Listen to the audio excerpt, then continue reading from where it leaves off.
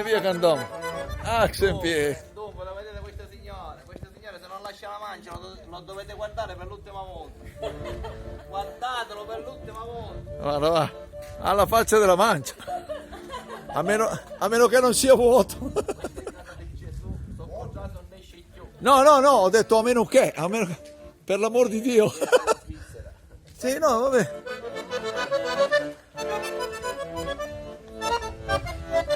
La mia leggezzina Maddalena questa si meritava una corona.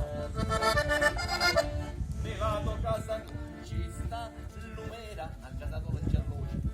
Signore, io non è che dico un euro e manco 2 euro, quello che lei vuole lasciare, ma insomma, abusare di un'attività abusiva in un luogo pubblico senza provare alcuna vergogna.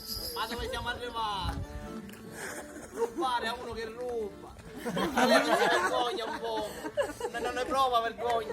Veramente. È come se vuole andare dal PD e rubare a quelle del PD.